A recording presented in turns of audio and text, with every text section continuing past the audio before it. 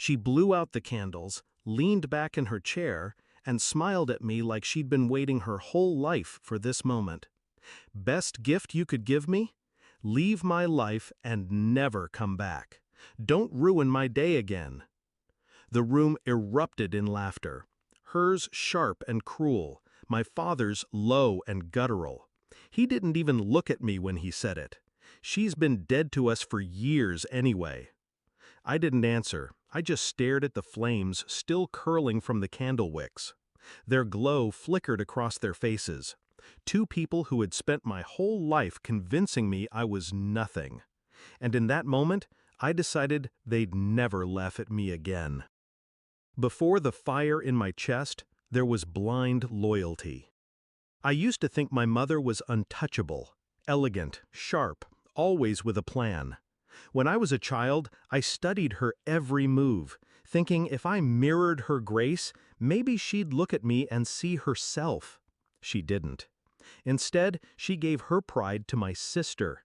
I got her indifference. My father was no better. He measured my worth by the weight of my silence. As long as I didn't speak, I wasn't a problem. But I stayed. I stayed because I believed blood meant something. That was my first mistake.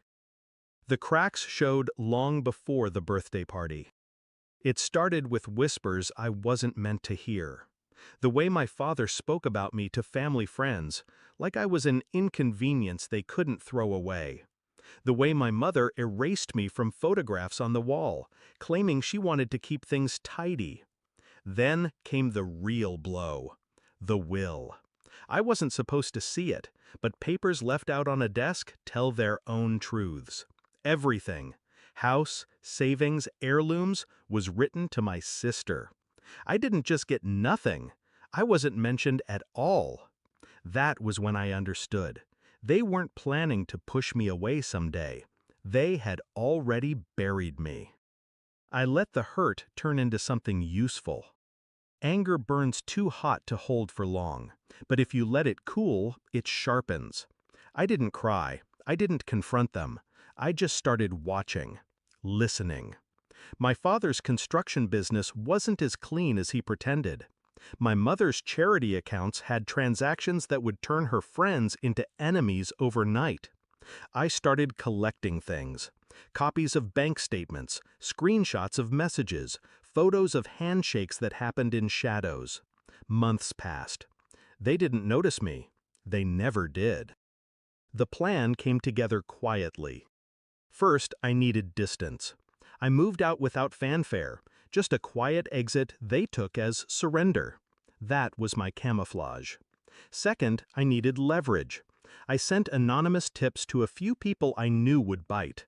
Reporters, competitors, even an old friend of my father's who never forgave him for a deal gone bad. Third, I needed to choose the moment. Timing is everything in revenge. And what better moment than the next birthday? The night of the fall. The restaurant was expensive, the kind where they called you sir even if they knew your name. My mother was in her element, dressed like royalty. Friends and acquaintances gathered like disciples. I waited until the wine had loosened their tongues, until laughter filled every corner of the table. Then I gave my gift. A manila envelope placed gently in front of my father. Inside, copies of the evidence. Financial fraud, bribes, tax evasion.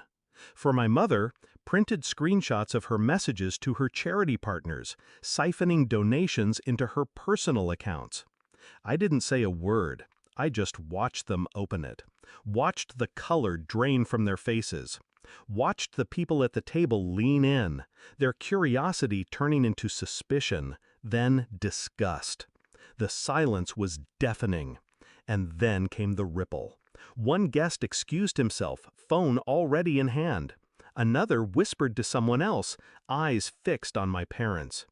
My father's old rival smiled like Christmas had come early. My mother's hand trembled as she reached for her glass. My father's jaw locked so tight, I thought his teeth might break. The best part wasn't what I did. It was what I didn't do. I didn't raise my voice. I didn't insult them. I didn't explain. I just stood, looked my mother in the eye, and said, "Happy birthday." Then I walked out, leaving them to drown in the weight of what I'd set in motion. Aftermath. By morning, the stories had spread. Articles, rumors, investigations, bank accounts frozen, invitations rescinded. My mother's charity shut down. My father's business contracts canceled one by one. They called me. I didn't answer. They showed up at my apartment. I didn't open the door. The last time I saw them was from a distance, sitting in a courthouse hallway. They looked smaller, weaker, like the world had finally seen them the way I always had. Closure. Some people think revenge is about rage. It's not. It's about control. It's about giving back the pain in a shape they can't return. On her birthday, my mother asked me for the best gift I